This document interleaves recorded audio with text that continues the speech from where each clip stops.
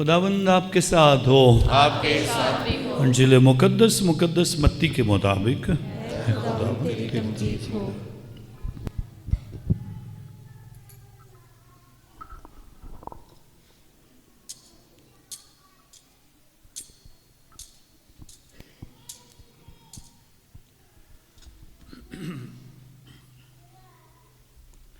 उसका चौथा बाब पहली आयत से।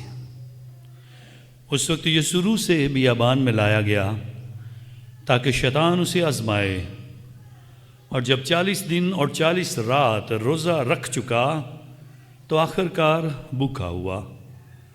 तब आजमाइश करने वाले ने उसके पास आकर कहा, अगर तू खुदा का बेटा है तो कह कि ये पत्थर रोटियां बन जाएं।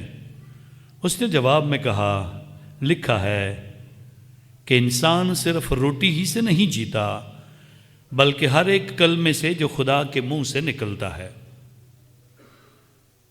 तब शैतान उसे मुकद्दस शहर में ले गया और हैकल के किंगरे पर खड़ा करके उसे कहा, अगर तू खुदा का बेटा है तो अपने आप को नीचे गिरा दे, क्योंकि लिखा है, उसने अपने फरिश्तों को तेरी बाबत हुक्म दिया है और वो तुझे हाथों पर उठा लेंगे, ऐसा न हो कि तेरे पाँव को किसी पत्थर से चोट लग जाए।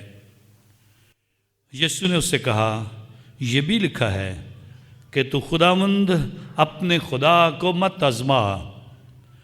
फिर शैतान उसे एक बड़े ऊंचे पहाड़ पर ले गया और दुनिया की सब ममलकतें और उनकी शान व शौकत उसे दिखाई और उससे कहा, अगर तू गिरकर मुझे सजदा करे तो ये सब कुछ तुझे दूंगा।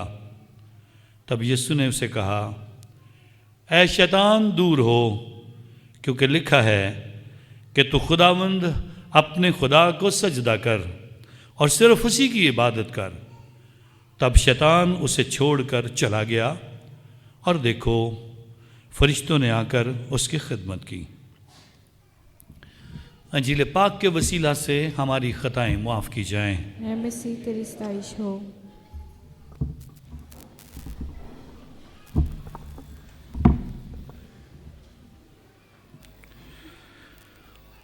आज रोज़ों का पहला इतवार है और हर साल कलीसिया रोज़ों के इतवार के दिन जो पहला इतवार है आजमाइशों का जिक्र करती है। आज हम खुदावंद के हुजूर आजमाइश क्या है, आजमाइश की तारीख क्या है, आजमाइशें कहाँ से शुरू होती हैं, आजमाइशों से मिलता क्या है और आजमाइशों का मुकाबला करना क्या है। क्या नेक इंसान पर भी आजमाइश आती है? और उसके बाद आज यीशु मसीह की आजमाइशों पर गौर करने की कोशिश करेंगे। क्या यही आजमाइशें हैं या और भी आजमाइशें यीशु मसीह पर आई? सो इन सब पर गौर करने की आज कोशिश करेंगे। आजमाइश का लफ्ज़ जो टेम्पटेशन है, ये लफ्ज़ हमें सिखाता है और बताता है कोई भी ऐसी ख्वाहिश जो हमें बदी के लिए या गुनाह के लिए उकसाती है, वो आजमाइश में गिरना है। लेकिन हर आजमाइश गुनाह नहीं है, हर आजमाइश गुनाह नहीं है। सो इसलिए कई बार खुदा के हुजूर इंसान खुदा से भी आजमाए जाते हैं और शैतान से भी आजमाए जाते हैं। खुदा की आजमाइश इंसान को परखने के लिए है कि वो कितना वफादार है। शैतान की आजमाइश ये है कि वो इंसान को खुदा से दूर लेके जाना चाहता है। खुदा जब आजमाइश करना चाहता है तो बताता है कि मैं देखूं ये शख्स कितना मेरा है। लेकिन जब शैतान आजमाइश करता है तो वो इंसान को खुदा से दूर ले जाता है ताकि वो खुदा के हुजूर ना रहे। क्या करना चाहता है शैतान? खुदा तो परखना चाहता है, खुदा तो वफादारी देखना चाहता है, खुदा फर्मा बरदारी देखना चाहता है, लेकिन खुदा के बरक्स शैतान क्या करना चाहता है, इस पर हमें तवज्जो करने की ज़रूरत होगी। सबसे पहले खुदा इंसान को देखता है, और आज जो कलाम के अंदर पहली तलावत में बताया गया, खुदा ने मिट्टी से इंसान को बनाया और बनाने से पहले कहा आओ हम इंसान को अपनी शबीह पर बनाएं। सबसे पहले उसे इंसान की सूरत पसंद नहीं है, क्योंकि वो कहता है इंसान के अंदर खुदा की सूरत है और मैं इनसे आजमाइश में डालकर इनसे गुनाह करके खुदा की सूरत जो इनके अंदर है वो खराब कर दूं। सो खुदा के हुजूर जो इमेज ऑफ गॉड या खुदा की शबीह या खुदा की सूरत जिस पर हम बनाए गए हैं, उसको खराब करने के लिए वो कोशिश करता रहता है। और उसके लिए आज हमें इस बात की तरफ तवज्जो करना होगी। कहाँ से आजमाइशें शुरू हुई? ये बागी अदन से शुरू हुई हैं। कहाँ पर ख़त्म होंगी? इसकी तरफ भी हमें तवज्जो करनी है। बागी अदन से शुरू होती हैं और आज आजमाइशें बियाबान में ले आती हैं, और बियाबान के बाद ये आजमाइशों का खात्मा सलीब पर होगा, कोहे कलवरी पर। और इसीलिए खुदा के हुजूर हमें इन आजमाइशों को देखना होगा हर मुकाम पर। बागी अदन में क्या हुआ है, बियाबान में क्या हुआ है, और कोहे कलवरी पर आजमाइशों के हवाले से क्या हुआ है। और इसीलिए जब कोहे कलवरी का जिक्र आएगा, फिर यस्सु की और आजमाइशों का जिक्र करूँगा कि आजमाइशें सिर्फ बियाबान में यस्सु को सामना नहीं करना पड़ा, या फिर जैसे हम अपनी ज़िंदगी में एक दिन या 2 दिन आजमाए नहीं जाते हैं, बल्कि जब तक हमारी ज़िंदगी है शैतान किसी न किसी तरीके से हमें आजमाएगा और गिराने की कोशिश करेगा, और हमारे अंदर जो खुदा की तस्वीर है उसको धीमा करने की, उसको ख़राब करने की, उसको बुरा करने की कोशिश करता रहेगा। बागी अदन में उसने क्या किया है? बागी अदन में आकर जब खुदा की शबीह उसे बर्बाद करनी है, तो आकर जिस अंदाज से सवाल करता है, क्या खुदा ने तुम्हें सारे फल खाने का मौका दिया है? पहला सवाल ही खुदा के मुतल्लक, क्या खुदा ने सारे फल खाने का तुम्हें मौका दिया है या किसी फल से मना कर दिया है? खुदा के खिलाफ वो हुक्म नहीं देता आदम और हवा ये करो, आदम और हवा ये फल खाओ, ये नहीं कहता, बल्कि वो बातें करता है जिससे वो बरगलाए जा सकें। तुम्हें फल खाने से मना किया गया है क्योंकि ये नेकोबद का फल है, इसको खाओगे तुम्हारी आंखें खुल जाएंगी, इसको खाओगे तुम बदी और नेकी में पहचान करने के काबिल हो जाओगे। सो इसलिए लाजमी है कि तुम इस फल को खाओ। और फिर जब वो इतनी बातें करता है, इतने सवाल करता है, तो हवा कहती है ये फल देखने में खूबसूरत है और आंखों को भला लगता है, खुशनुमा है, ये फल देखने में अच्छा है। जब भी हम शैतान से मुलाकात करके उससे गुफ्तगू करना पसंद कर देंगे,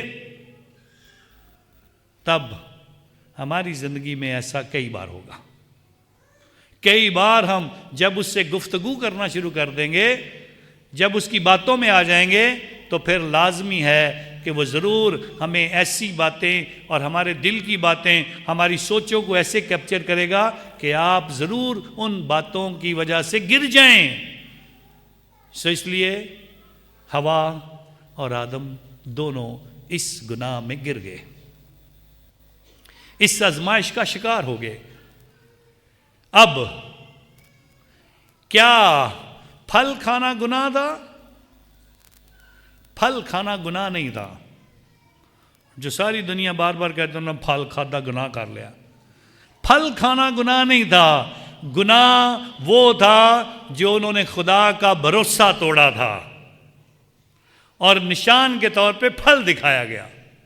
खुदा का भरोसा तोड़ा और कहा इन्होंने फल तोड़ के खा लिया। खुदा को कितना भरोसा था आदम और हवा पर, ये सब कुछ तुम्हारा है, ये जानवर भी तुम्हारे हैं, ये दरख्त भी तुम्हारे हैं, ये सारे फल, सारा कुछ तुम्हारा है, तुम इन पर इख्तियार रखो, तुम इन पर हुकूमत करो, ये सब कुछ तुम्हारा है। लेकिन शैतान ने आकर इस बात के लिए उन्हें वरगलाना शुरू कर दिया, खुदा ने कुछ ना कुछ तो तुमसे छुपा लिया है। क्या छुपाया था? खुदा ने तो ने उनकी फर्मा बरदारी देखना चाहिए थी। खुदा ने उस फर्मा बरदारी को देखना था कि मैंने इन्हें कहा है ये मेरे भरोसे पर चलते हैं कि नहीं चलते, लेकिन वो नहीं चले। फिर नुकसान क्या होता है? नुकसान गुनाह होता है। गुनाह से एक और चीज सामने आती है, उन्हें शर्म आती है, फिर खुदा से छुपते फिरते हैं, फिर एक दूसरे से छुपते फिरते हैं। ऐ खुदावंद, मैंने तेरी आवाज सुनी और मैं छुप गया क्योंकि मैं नंगा था। किसने बताया कि तू नंगा है? क्या तूने गुनाह नहीं किया?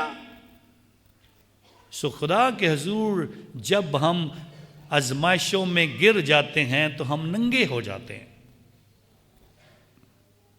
कपड़े चाहे जितने मर्जी पहन ले, अपने आप को जितने मर्जी लबादे ओढ़ ले, जितने मर्जी खौल चढ़ा ले, हम खुदा की नजर में गिर जाते हैं। खुदा के हुजूर आज हमें इस बात की तालीम दी जाती है कि हम आजमाइशों का मुकाबला करना सीखें। क्या हुआ है? गुनाह से मौत आ गई है और खुदा ने दोनों को नहीं बनाया। इंसान ने खुदा का हुक्म तोड़कर गुनाह लाया और गुनाह से मौत आई, और इसी बात का ऐलान आज रोमियों के खत में मुकद्दस पौलुस रसूल कर रहा है। एक इंसान के गिरने से गुनाह हुआ, गुनाह से मौत आई, और फिर कहा गया गुनाह की मजदूरी मौत है।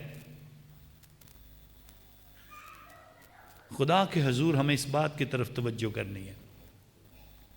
आजमाइश में गिर कर गुनाह करके हम खुदा से दूर हो जाते हैं।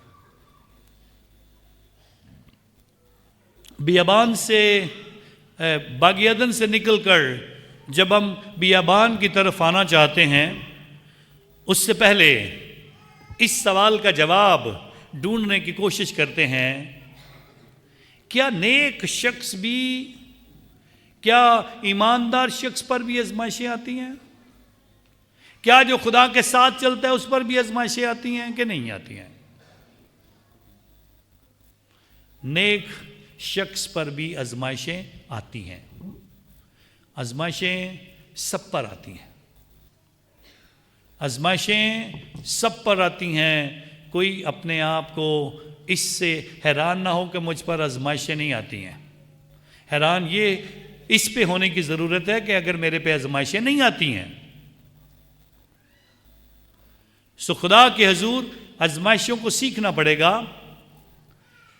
नेक इंसान पर भी आजमाइशें आती हैं कि नहीं आती हैं? ज़रूर आती हैं।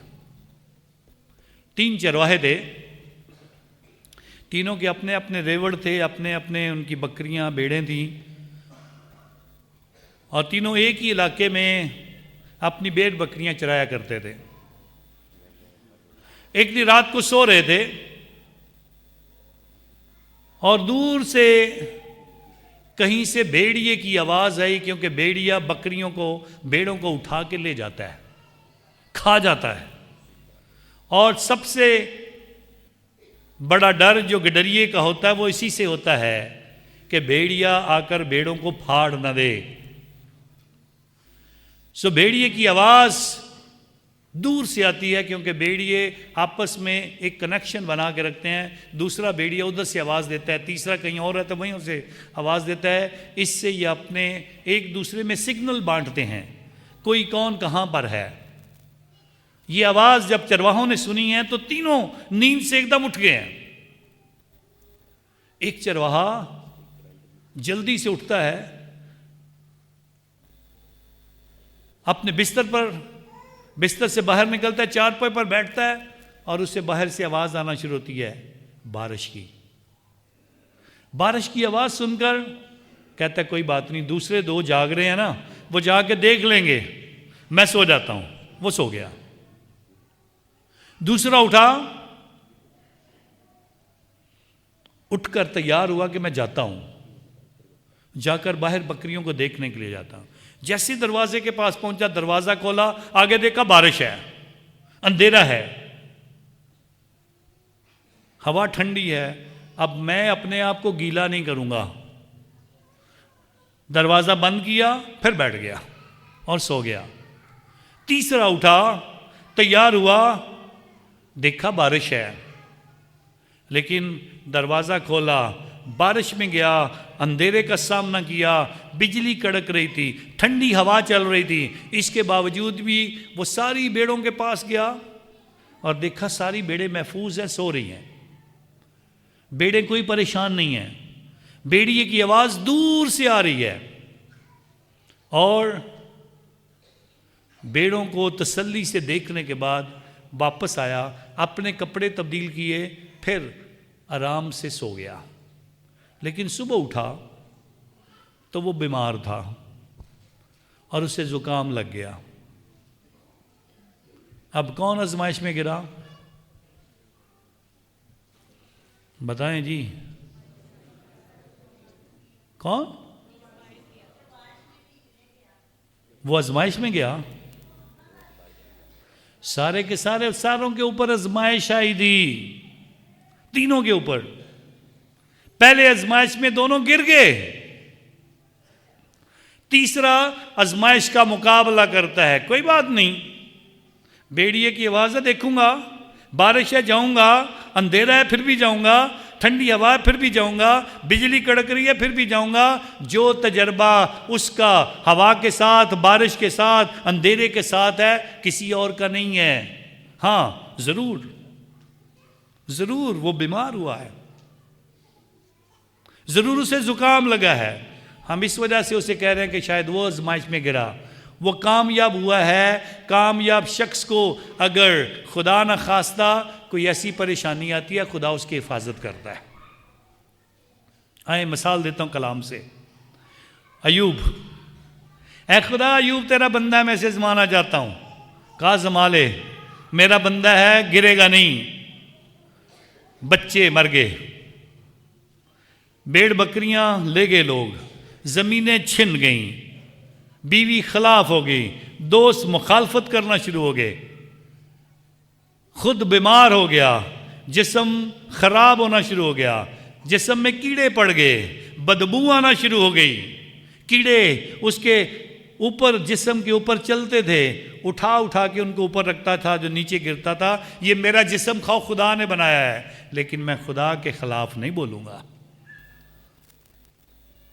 मुसीबत आई, तकलीफें आई, लेकिन अयूब की वफादारी का तज़किरा और खूबसूरत बातें खुदा के कलाम में हमारे लिए लिखी गईं।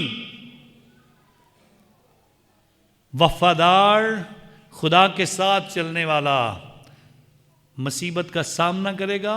उस पर मुसीबत आ सकती है, लेकिन खुदा कहता है मैं तेरी हिफाजत करूंगा। खुदा हिफाजत करता है और इसीलिए खुदावन के हुजूर यीशु मसीह को भी दुख सहना पड़े। नेक होने के बावजूद, गुनाह ना करने के बावजूद, जमीन पर रहने के बावजूद सब इंसानों के साथ, उसको भी इस सलीबी कुर्बानी को कबूल करना पड़ा। कोड़े खाने पड़े, कांटों का ताज पहनना पड़ा, हाथ और पांव में कील लगवाने पड़े, पसली में नेजा लगवाना पड़ा। खुदा अगर मुसीबतें देता है तो उन मुसीबतों से आज़ाद भी करता है। सो आजमाइश सब पर आ सकती है। आज ये आजमाइश यीशु मसीह पर आई है। इसीलिए मैंने कहा पहले, नेक शख्स पर भी आजमाइश आ सकती है। वो गुनाह उसने नहीं किया था, वो सारे का सारा हमारी मानद इंसान बन गया, लेकिन उसने गुनाह नहीं किया है। और आज यीशु मसीह पर आजमाइश लाने का मतलब हम इंसान सीख लें, हम इंसान उससे सबक हासिल कर लें कि यीशु पर अगर आजमाइशें आई हैं तो हम पर भी आ सकती हैं। वो हमारी मानद इंसान था, सो उस वजह से हम भी उसकी मानद इंसान हैं। हमारे अंदर खुदा की छवि है, यीशु की छवि हमारे अंदर है, इसलिए हम पे आजमाइशें आ सकती हैं। सो इसलिए यीशु मसीह पर आजमाइश आई। आज खुदा के कलाम में लिखा गया, एक फ़िक्रा बोला गया, वो रूह की हदायत से बियाबान में गया। और मरकज़ की अंजील के अंदर लिखा जाता है, रूह ने फिलफौर यीशु को बियाबान में भेज दिया। मत्ती रसूल कहता है वो रूह की हदायत से, लेकिन मरकज़ ऐसे लिखता है जैसे रूह कुदस उसे खुद भेज रहा है। रूह कुदस उसे भेज रहा है, जा। तो ये मतलब यही है कि हम सब के लिए जिस तरह उसने बपतिस्मा लिया हमें सिखाने के लिए, इसी तरह उसने आजमाइशों का मुकाबला करने के ये हवाला जो है वो हमारे लिए लिखा और तजर्बा किया ताकि हम सब सीख लें। सो लिखने का मतलब क्या है, रूह कुदस का जिक्र करने का मकसद क्या है। यीशु मसीह की पहली तकरीर जो कि लूका की अंजील उसके 4 बाब की 16वीं आयत में बयान की गई, यीशु मसीह फरमाते हैं, रूहे खुदावंद मुझ पर है। मुकद्दमा मरियम के पास फरिश्ता भी आकर जो ऐलान करता है, रूह कुदस तुझ पर साया करेगा। यीशु रूह कुदस के वसीला से पैदा होगा। वही रूह आज यीशु के साथ है, और ये इसलिए साथ है जहां रूह कुदस होगा वहां कोई उसे हरा नहीं सकता है। जिसके पास खुदा का रूह होगा वो हारेगा नहीं, वो कभी गिरेगा नहीं, वो कभी नाकाम नहीं होगा, वो कभी शिकस्त नहीं खाएगा। सो खुदा के रूह का हमारे साथ होना बड़ा ज़रूरी है। सो इसलिए रूह खुदा को यीशु के साथ बियाबान में भेजने का मतलब भी यही था कि बियाबान एक वीराना है, बियाबान में जिंदगी नहीं है, बियाबान में दरख्त नहीं है, बियाबान में कोई साया नहीं है, बियाबान में डायरेक्ट रोशनी पड़ती है, बियाबान में अंधेरा होता है, बियाबान में कीड़े मकोड़े और बिच्छू भी नहीं होते हैं, बल्कि वीरान जिंदगी जहां जिंदगी का कोई असर नहीं है। और इसीलिए फिर कहा जाता है बियाबान में इंसान परखा जाता है, इंसान कितना सच्चा है, इंसान कितना वफादार है, इंसान कितना दुआ में मगन है, कितना उसको खुदा पर भरोसा है। और इसलिए बियाबान में ही इंसान इन बातों का सामना कर सकता है। लेकिन हम अपनी ज़िंदगी में कभी बियाबान होने नहीं देते हैं। हर वक्त गहमा गहमी, हर वक्त शोर शराबा, हर वक्त लोग हमारे करीब रहें, हर वक्त मैं मोबाइल के साथ खेलूं, हर वक्त मैं देखता रहूं कितने लोगों ने मुझे लाइक कर लिया है, कितनों ने मुझे को कमेंट कर दिया है, कितनों ने मुझे देखा है कि नहीं देखा। हर वक्त हम चाहते हैं कुछ ना कुछ होता रहे। लेकिन खुदाबंद कहता है अपने आप को परखना है, सच्चाई को जानना है, तो अपने आप में बियाबान बनाओ, मसरूफ जिंदगी से निकलो। और रोज़े हमें इसी की दावत देते हैं, आओ खुदा के हुजूर अलहदा हो दूसरे लोगों से। और बार बार तेरा बाप जो पोशीदगी में देखता है, तेरा बाप जो पोशीदगी में देखता है, वो तुझे रोज़ादार जाने, वो तेरी खैरात कबूल करे, वो तेरी दुआओं का अजर तुझे दे। तो खुदा के हुजूर जब तक हम इस वीराने को नहीं समझेंगे अपनी ज़िंदगी में, तब तक हमारी ज़िंदगी में कोई जो है रहम नहीं होगा।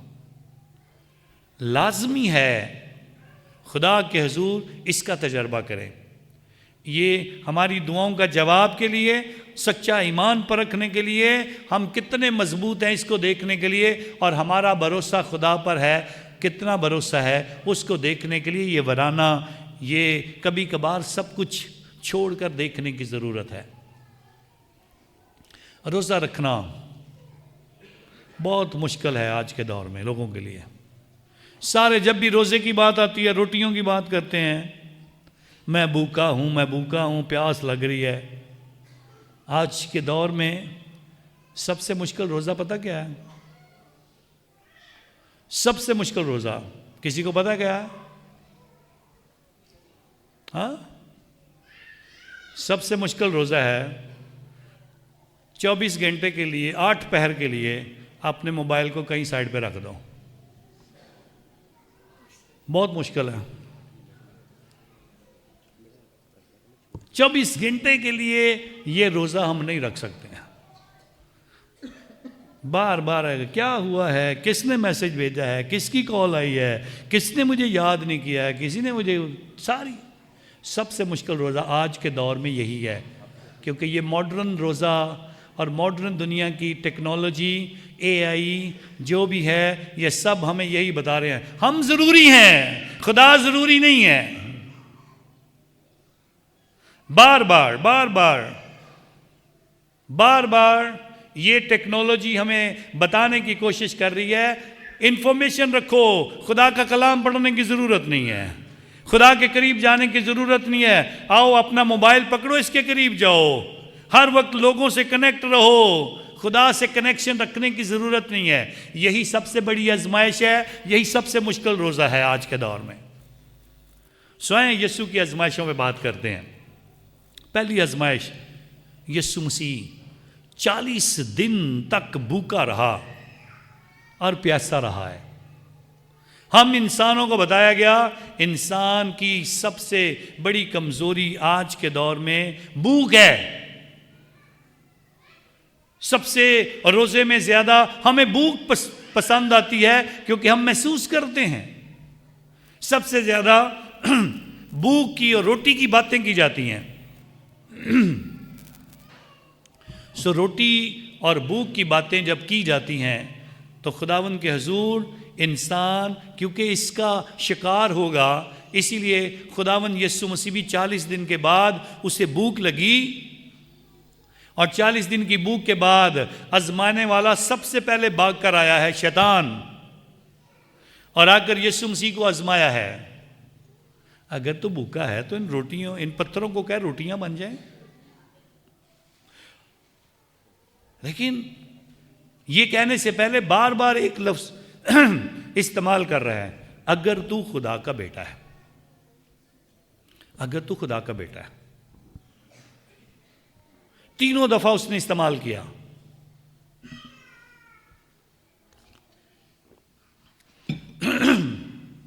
सो 3 दफा इस्तेमाल करने के बाद इन पत्थरों से कह के ये रोटियां बन जाएं। इंसान बार बार रोटी रोटी रोटी रोटी करता फिर रहा है। यीशु की दौर का बियाबान और एक बियाबान पीछे चलते हैं। पुराने अहदनामे में बनी इस्राएल कौम निकली है मुल्क मिस्र से और उनको भी बियाबान में लाया गया है। यहां यीशु को रूह से बियाबान में लाया गया है। वहां बियाबान में आकर सबसे पहली सोच उनकी भी रोटी की है। यहां भी सबसे पहली सोच रोटी की लाई जाती है। शैतान आकर रोटी से आजमाना चाहता है। वहां वो रोटी से कुड़कुड़ाते हैं, खुदा के खिलाफ बोलते हैं, मूसा के खिलाफ बोलते हैं। बियाबान में खुदा जो है उनके इस रोने को देखता है। और यहां भी हर इंसान रोटी रोटी रोटी की बात करता फिर रहा होता है। मुझे भूख लग रही है। रोजा ना रखा हो तो कई दिन तक कई दफा सुबह खाई या शाम तक खाते पता भी नहीं चलता। लेकिन रोजा रख लो, सबसे पहली शैतान आजमाइश लेकर आएगा। तुम्हें तो भूख लग रही है, तुम्हें तो प्यास लग रही है, तुम्हें तो कुछ करने की जरूरत है, खाओ कुछ। कई रास्ते के फल नजर आते हैं, कई चीज़ें खाने वाली नजर आते हैं, कभी समोसे, कभी कुछ हमें नजर आता है खाने के लिए। लेकिन आज यीशु मसीह को भी इसी आजमाइश में डाला जाता है, और वो रोटी की आजमाइश है। सो कैसे भूख खत्म होगी? भूख कैसे खत्म होगी? किससे खत्म होगी? हाँ, खुदा के कलाम से राज्योगे? हाँ, खुदा के कलाम से हम शेर हो जाएंगे? हाँ, इन्ना डरिया डरिया जवाब देंगे हो तुम।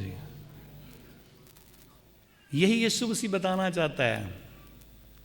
क्या सबसे पहले इस आजमाइश के अंदर शैतान यीशु मसीह को कहना चाहता है, तू खुदा का बेटा है, तू मौजज़े कर सकता है, तू रोटियों को बरकत दे सकता है, मछलियों को बरकत दे, 5000 खा सकते हैं, क्या इन पत्थरों को नहीं कह सकता रोटियां बन जाएं? हो सकता है, लेकिन यीशु नहीं करेगा, क्योंकि शैतान के कहने पे यीशु ने मौजज़ा नहीं करना है।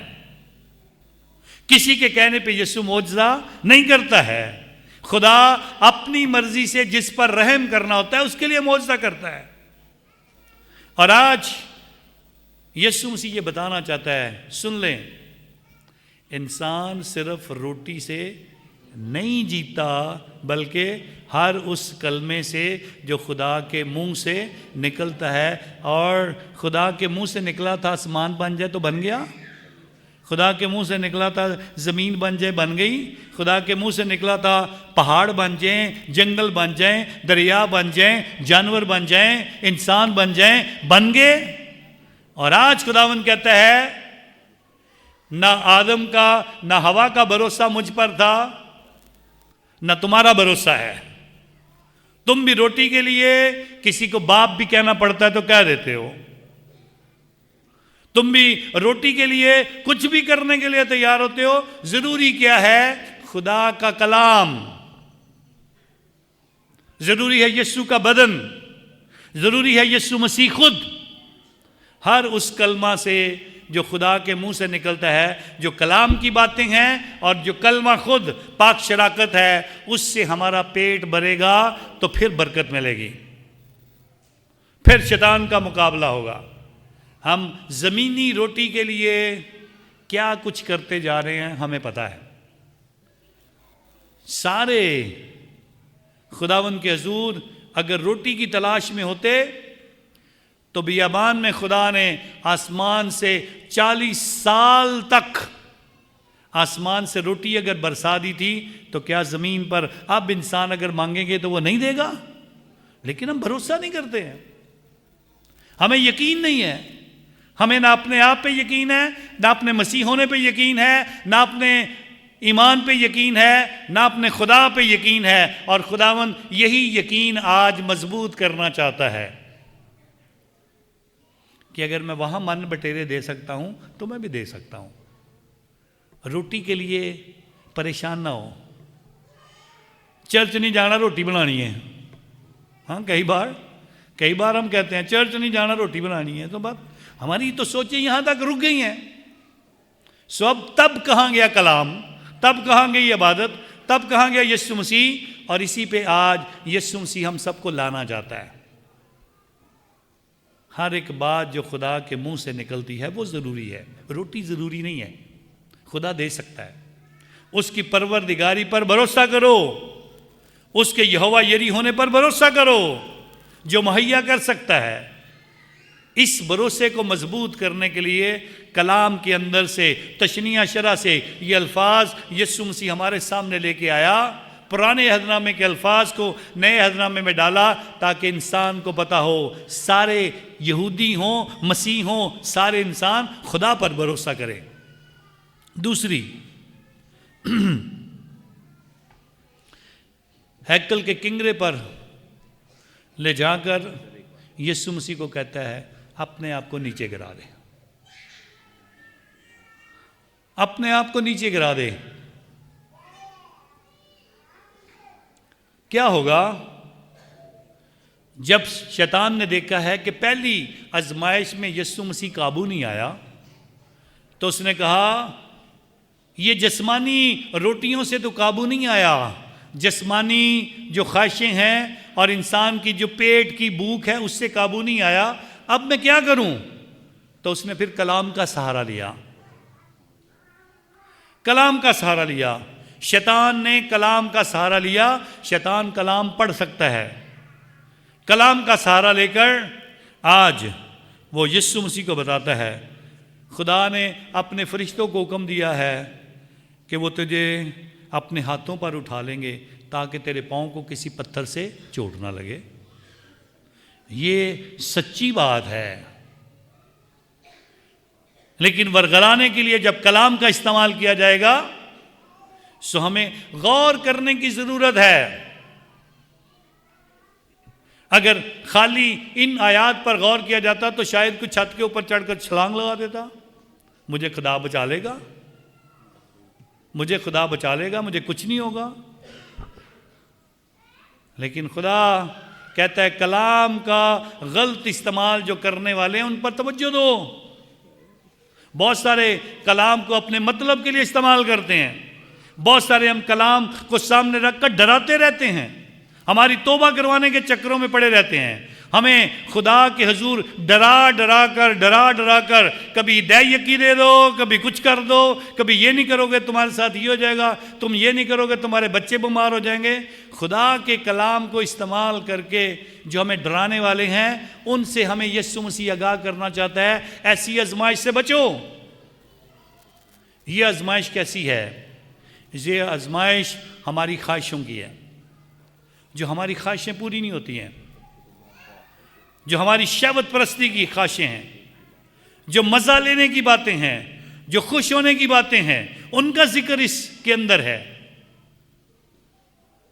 फिर मैं अपनी मर्जी करूं, मुझे खुदा की मर्जी की ज़रूरत नहीं है। जैसे एक फ़िक्रा बड़ा मशहूर हुआ, मेरा जिस्म मेरी मर्जी। खुदावंद ये बताना चाहता है, ज़रूर मैंने मर्जी तुम्हें दी है, जिस्म भी तुम्हारा है, लेकिन मेहरबानी से इस बात पे तवज्जो करो जो आज खुदावंद सिखाना चाहता है। और वो बात सिखाना चाहता है कि अपनी मर्जी पूरी करने के लिए खुदा के सामने फैसले न रखो। 4 रोज़े मैं रखूंगी, मुझे खुदावंद इस बीमारी से आज़ाद कर दे। ऐ खुदावंद मैं 10 रोज़े रखूंगा, हमारे ख़ानदान को औलाद दे दे। सो खुदावंद कहता है खुदा के साथ शर्तें लगाकर काम नहीं करते हैं। खुदा को आजमाने के लिए खुदा के हुजूर कलाम का इस्तेमाल नहीं करते हैं। तू नीचे गिरा दे अपने आप को, फरिश्ते आएंगे उठा लेंगे, तुझे चोट नहीं लगने देंगे। खुदावंद खुदा आज कहता है तू खुदावंद अपने खुदा को मत आजमा। आजमाइश को सामने रखकर खुदावंद के हुजूर तुम खुदा की पैरवी नहीं कर सकते, खुदा से शर्तें नहीं लगा सकते। खुदा को कह करके ये करोगे तो फिर मैं करूंगा, ऐसा नहीं कर सकते हम। इस आजमाइश से भी हमें बाहर निकलने की जरूरत है। तीसरी आजमाइश, यीशु को ऊंचे पहाड़ पर ले गया, सारी ममलकतें, सारी शान व शौकत दिखाई है। अगर तू मुझे गिरकर सजदा करे सारी तुझे दे दूंगा। सारी ममलकतें, सारी हुकूमतें, सारी शान व शौकत तो यीशु की है, उसको क्या देगा वो? क्या देगा वो? यही सब कुछ उसने आदम और हवा को दिया था, सारा कुछ तुम्हारा है।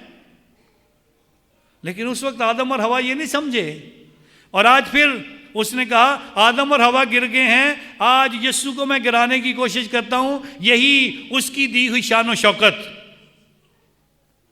उसकी दी हुई ममलकतें और उसका दिया हुआ जाहो जलाल जो है, लोगों को दिखाकर मैं उन्हें बेवकूफ बनाने की कोशिश करता हूं, मैं तुम्हें दूंगा। और खुदावंद क्या कहते हैं? ऐ शैतान मुझसे दूर हो, फिर कलाम को पढ़ते हैं, क्योंकि खुदा के कलाम में लिखा है, दो बातें लिखी हैं, तो खुदावंद अपने खुदा को ही सजदा कर और उसी की इबादत कर। सो कभी कभी हम सजदा करने के लिए बहुत कुछ नया बना लेते हैं, इबादत करने के नए नए तरीके अपने बना लेते हैं। किसी से पूछो आप चर्च नहीं आते, हम घर में बड़ी दुआ करते हैं। दुआ आप ज़रूर करते होंगे, ज़रूर करें, खुदा बरकत दे आपको, ज़्यादा से ज़्यादा करें। लेकिन अगर खुदा हैकल नहीं चाहता था, अपना घर नहीं चाहता था, गिरजाघर नहीं चाहता था, फिर दाऊद बादशाह को ख्वाब ना दिखाता, सुलेमान बादशाह से हैकल ना बनवाता। अगर वो चाहता कि घर घर ही दुआ हो जाएगी तो फिर अच्छा था, फिर हैकल में मोमबत्तियां जलाने की कोई ज़रूरत नहीं, इबादतें करने की कोई ज़रूरत ना होती, गीत गाने की कोई ज़रूरत ना होती, कलाम पढ़ने और सुनने की कोई ज़रूरत ना होती, सब कुछ हम घर कर लेते हैं। हम घर ही कर लेते हैं सारा कुछ, मसरूफ ही बड़े होते हैं हम। तो खुदावंद अपने खुदा को सजदा कर और उसी की इबादत कर। कहां सजदा करते हो उसे, कहां उसकी इबादत करते हो? आज खुदावंद यीशु मसीह बताना चाहता है, ये चीज़ें खुदा के हुजूर हैं। याद कीजिए, जब हमारा बपतिस्मा होता है, बपतिस्मा के मौका पर हम तीन पहले ईमान का इकरार करते हैं। हम खुदा बाप पर ईमान रखते हैं, हम यीशु मसीह पर ईमान रखते हैं, हम रूल कुदस खुदा है उस पर ईमान रखते हैं, और उसके बाद पाकतुल कलीसिया, मुकद्दसों की शराकत, गुनाहों की माफ़ी, जिस्म के जीवटने और हमेशा की ज़िंदगी पर ईमान रखते हैं। हम ऊंची आवाज़ में कहते हैं, जी हाँ हम ईमान रखते हैं। हर बपतिस्मा के मौका पर हम तीन बातों का इनकार करते हैं और कहते हैं हम इनको तर्क करेंगे। पहली बात, क्या आप शैतान पर ईमान रखते हैं? हम कहते हैं नहीं रखते हैं। शैतान के खोखले वादों पर ईमान रखते हैं? नहीं रखते हैं। शैतान की शान शौकत पर ईमान रखते हैं? नहीं रखते हैं। यही आजमाइशों का, ये जो तीसरी आजमाइश के लिए वादे हैं, ये तीनों आजमाइशों के इकरार के लिए हम हर बपतिस्मा के मौका पर इसका ऐलान करते हैं। हम शैतान से दूर होते हैं और हर ए हमारे बाप की दुआ में हम खुदा से दुआ करते हैं, हमें आजमाइश में ना डाल। हम इंसान है, गिर जाएंगे, हम इंसान है, कमज़ोर हैं, ए खुदा हमारी हिफाजत कर। आखिरी लाइन, तब शैतान उसे छोड़कर चला गया। शैतान क्या लेकर वापस गया है? शैतान क्या लेकर वापस गया है? वही जो कुछ उसके पास था, वही उसकी दिखावे की शान और शौकत, वही लोगों को बहकाने के तरीके, वही अपनी आजमाइशें लेकर वो चला गया इसलिए ताकि हमें भी बार बार आजमाता रहे। और उसके बाद देखो, फरिश्तों ने आकर उसकी खिदमत कर दी, यीशु की खिदमत शुरू कर दी।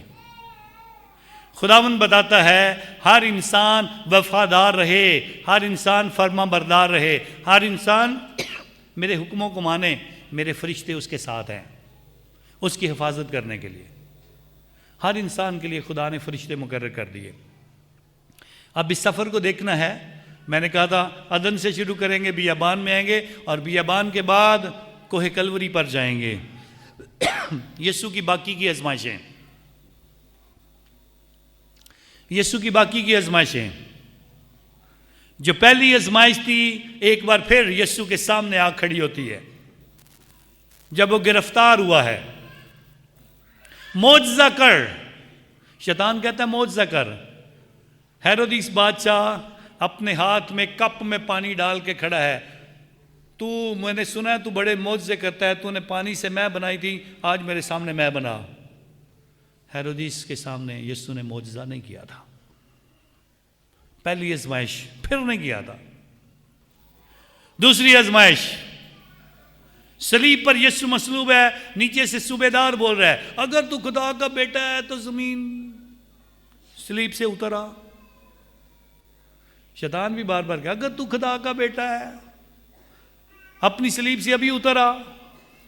नहीं उतरना था यीशु, वो खुदा का बेटा है, उसको सूबेदार को नहीं बताना कि वो खुदा का बेटा है। तीसरी बात, डाकू। खुदा का बेटा है, हमें भी बचा, खुद को भी बचा लें। फिर यहां पे तीसरी आजमाइश की दूसरे डाकू को याद आता है खुदावंद अपनी बादशाही में है तो मुझे याद करना, तेरी जो सल्तनत है, तेरी जो हुकूमत है, जब तू अपनी हुकूमत में आएगा मुझे याद करना। खुदावंद खुदा हम सबको बताता है हम किस तरह से चलेंगे, हमारी ज़िंदगी कैसी होगी, हम इन आजमाइशों का कैसे मुकाबला करें। एक दिन गांधी साहब जो इंडिया के पहले इंडिया को बनाने वाले हैं, गांधी जी ट्रेन पर सफ़र कर रहे थे तो जल्दी से जब ट्रेन पर चढ़ने लगे तो उनकी जूती का पाँव एक नीचे गिर गया, तो उन्होंने जल्दी जल्दी से दूसरा पैर भी उतार के तो फेंक दिया। जो साथ उनके सफ़र कर रहा था कहता है आपने ये क्या किया है, आपके पास जूती एक थी, एक पाँव पहले गिर गया, आपने दूसरा भी गुम कर दिया, वो भी खो दिया। उन्होंने कहा ये बात नहीं है, मेरी जूती का पहला पाँव नीचे गिर गया था, अब दूसरा मैंने इसलिए फेंक दिया, जिसको मेरी जूती का पहला पाँव मिलेगा अगर उसको दूसरा पाँव भी मिल जाएगा तो उसको कितनी खुशी होगी। मेरे लिए एक पाँव क्या माने रखता था, एक जूती का हिस्सा मेरे लिए क्या अहमियत रखता था। सो खुदा के हुजूर जब तक आप दूसरों के लिए सोचते नहीं हैं कुछ अच्छा, तब तक आजमाइशों का मुकाबला भी नहीं कर पाते। आजमाइशें आएंगी छोटी और बड़ी भी, लेकिन आजमाइशों के लिए हमें क्या ढूंढना है, क्या मिलता है, इस पे तवज्जो करके फिर हम खुदा के हुजूर मजबूत हो जाते हैं। मेहनत किए बगैर जो कामयाबी मिलती है, शैतान चाहता है मेहनत ना करो कामयाब कर दूंगा, वो आजमाइश है। खुदा के हुजूर आप अगर फेमस होना चाहते हो तो कुर्बानी के बगैर मशहूरी नामुमकिन है। मैं कुछ भी ना खोऊं और मशहूर हो जाऊं नामुमकिन है। और अगर मुझे ताज हासिल करना है तो फिर मुझे सलीब पे चढ़ना है। क्राउन जो है विदाउट क्रॉस नहीं है, और फेम विदाउट सेक्रीफाइस नहीं है, ठीक है। और कामयाबी जो है वो विदाउट शेम, जो शेम के बगैर, अगर जब तक आप अपने आप को मारते नहीं हो, जब तक आप मेहनत नहीं करते हो, तब तक नहीं हो सकती है। सो खुदा के हुजूर शैतान हमेशा आसान रास्ता बताएगा, मेहनत ना करो कामयाब कर दूंगा, रिश्वत दो कामयाब हो जाओगे, मैं तुम्हें नौकरी पे लगवा दूंगा, मैं ये कर दूंगा, मैं वो कर दूंगा, बुरा रास्ता दिखाएगा। खुदा से मांगो, वो बरकत देने वाला है, वो रुतबे देने वाला है, वो सब कुछ देने वाला है। सो इसलिए आए हम खुदा के हुजूर दुआ करें, खुदा हमें हर आज़माइश का मुकाबला करने की कुव्वत दे, अय्यूब नबी के तरह खुदा के हुजूर मजबूत रहने का खुदा हमें कुव्वत दे, हम अच्छे मसीह बने और शैतान का मुकाबला कर सकें। एक दिन यस्सु की तरह, जिसने कोहे कलवरी पर शैतान को हरा दिया, मौत और गुनाह पर फतह हासिल की, और अब हमें भी ये दावत देता है हम भी गुनाह को छोड़ें और खुदा के हुजूर हमेशा की ज़िंदगी के वारिस बन जाए। खुदा आप सबको बरकत दे, मसीह यस्सु के वसीला से, आमीन।